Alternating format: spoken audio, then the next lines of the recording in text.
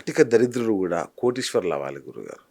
దీనికి సంబంధించిన ఉపాసన రహస్యాలు ఇట్లాంటి మంత్రాలు ఏదన్నా చెప్తే మేము కూడా బాగుపడిపోతాం. మీకు ఉపాసన రహస్యం అంటే ఒకటేనండి. ప్రతి ఒక్క మనిషి కూడా నిత్య జీవితంలో ఏ విధంగా జీవితాన్ని ఆచరించాలి, ఉమ్, ఏ విధంగా నడవాలి. మన జాతకాన్ని ఒకసారి పరిశీలన చేస్తే చాలా దోషాలున్నవి, చాలా ప్రారంధపు కర్మలున్నవి, చాలా కష్టాలున్నవి, నష్టాలున్నవి.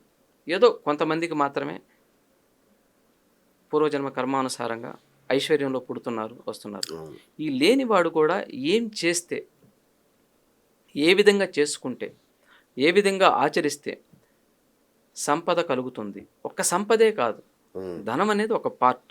ఓకే. అష్టైశ్వర్యాలు అంటారు. అష్టైశ్వర్యాలు, ఎగ్జాక్ట్లీ అష్టైశ్వర్యాలు కావాలి. అన్నీ కావాలి మనకి, కావదా? అవును. అన్నీ కావాలంటే తెలుసుకొని చేసిన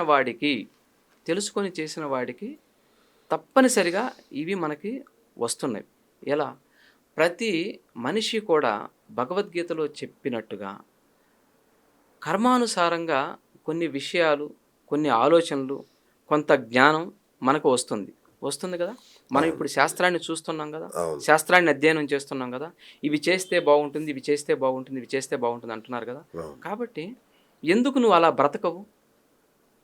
ఎందుకు నువ్వు ఆ విధంగా బ్రతకవు? నీకు శాస్త్రం ఏ విధంగా అయితే చెప్పిందో నువ్వు బ్రతికి చూడు. మనము ఉదాహరణకు ఒకటి చెప్తాం. 41 రోజులు ఒక మాల వేస్తే ఒకలా అవును.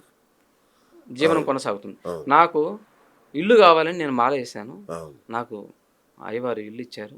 అమ్మవారి మాల వేసాను, మా అమ్మాయికి పెళ్ళి కావాలని, కాబట్టి నాకు వచ్చింది, పెళ్ళి అయింది.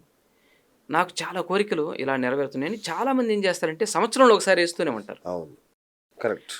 వాళ్ళని మీరు చాలామందిని అడగండి, మాకు ఆ కోరిక నెరవేరింది, ఈ కోరిక నెరవేరింది, అది నెరవేరిందని ప్రతి ఒక్కరు చెప్తుంటారు. మరి నెరవేరుతుందా? ఉమ్, నెరవేరుతుందిగా. అవును. ఎలా నెరవేరుతుందండి? కేవలం ఈ మాల వేసినందువల్ల, దుర్గమ్మ మాల వేసినందువల్ల, అయ్యప్ప స్వామి మాల వేసినందువల్ల, నియమంగా నిష్టగా ఉన్నందువల్ల తనకి నెరవేరుతుంది. ఎన్ని రోజులు చేస్తున్నాడు? 41 రోజులు. 41 రోజుల పాటు ఒక మండల దీక్షను చేస్తున్నాడు.